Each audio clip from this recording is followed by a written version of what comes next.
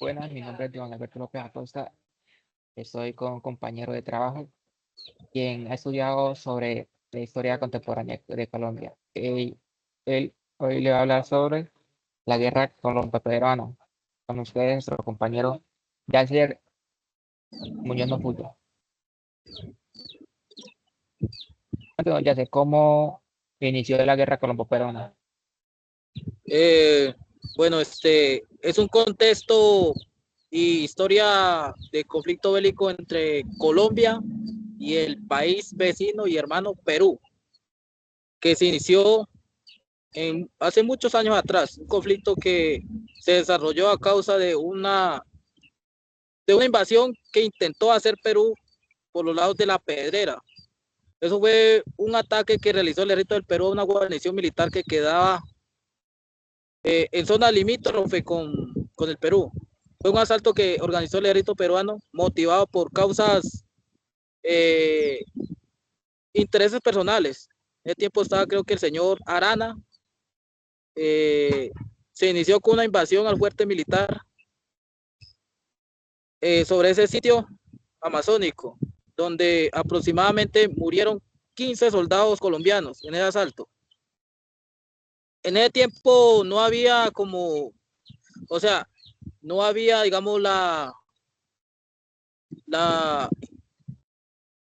el armamentismo en el ejército colombiano, o sea, Colombia no tenía el poder no, militar no, como lo tiene ahora. exactamente, no tenía el poder bélico. Entonces, muchas familias motivadas por ese y dolido por la violación de la soberanía de Colombia, iniciaron una recolección de las familias como, por ejemplo, los casados donaron sus Todos sus, argollas, todos sus bienes. eso, exactamente. Entonces, con el fin de conseguir algún material para enfrentarse a las tropas peruanas. Eh, Eso fue en 1970, en la parte sur del país de Colombia. Eso viene siendo como en la Amazonía. Después de eso, se iniciaron unos tratados, eh, donde se demarcaba el terreno colombiano y peruano para iniciar un nuevo eje de demarcación de límites. No siendo más por eso, entonces hubo unos desacuerdos en ese lapso de tiempo sobre el conflicto. Volvió otra vez a iniciar Colombia, motivado por la invasión que le había hecho los peruanos. Organizaron entre todos y consiguieron una fuerza militar terrestre, una infantería en el tiempo, y iniciaron hacia el lado donde fue atacado la base militar.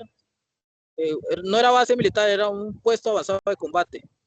Y Colombia llegó y atacó volvió a contraatacar porque primero habíamos sido atacados y murieron unos militares por falta de acceso de apoyo, entonces no pudo hacer más nada. Entonces, Colombia volvió a retomar posición, atacó a los peruanos, lo hizo huir otra vez para los lados de ellos. Quedó así, se firmó un acuerdo de Lozano-Salomón de ese tiempo. En Perú hubieron unas discordias de intereses personales de algunas familias que eran apoderadas. En ese caso podemos mencionar al señor, creo que llamaba de apellido Arana. Este señor motivó otra vez que supuestamente Perú había quedado mal, o sea, en la invasión que intentó hacerle a Colombia, no salió como ellos esperaban. Al contrario, por ese tratado de Lozano-Salomón perdieron algunos territorios. O sea, la importancia que tuvo esta guerra fue que Colombia recuperara territorios de su parte, que recuperara territorios perdidos. También recuperó islas que eran del Perú, del lado del Perú. Sí, exactamente. Y las causas que trajo esta guerra, ¿cuáles fueron, señor Nofuyas? Bueno, después de ese conflicto que hubo allá abajo, se inició un nuevo conflicto, pero ya fue más categórico, tuvo una iniciativa más profundas porque Colombia no contaba con ese armamento suficiente, entonces no sé cómo hicieron y consiguieron unos pilotos que habían estado participando en unos conflictos más antes. Eran, no me acuerdo muy bien si eran alemanes o algo así. Y se libró la última batalla decisiva de Colombia-Perú fue en la batalla de Huepí. Eso es frontera entre Colombia, eso fue entre Colombia y entre casi límites del Putumayo y los límites de Perú que queda frente al Putumayo, arribita la Nueva Paya. Esa fue una historia y un acto heroico donde ya se conoció las dos embarcaciones colombianas, una llamada Santa Marta y la otra ARC Cartagena, que no en ese tiempo no estaban tan artilladas porque el ejército peruano tenía mucho más mejor armamento que el colombiano. Entonces se iniciaron con un desembarque por el lado de acá abajo del abajito de Huepí, tropas por el lado peruano y por el Puerto Asís, tropas por el lado de abajito de Puerto Asís para acercar el terreno. De ahí se inició con, como el Perú no contaba con que Colombia tuviera combate por encima, o sea, ¿cómo se llama ¿Aéreo? eso? Aéreo.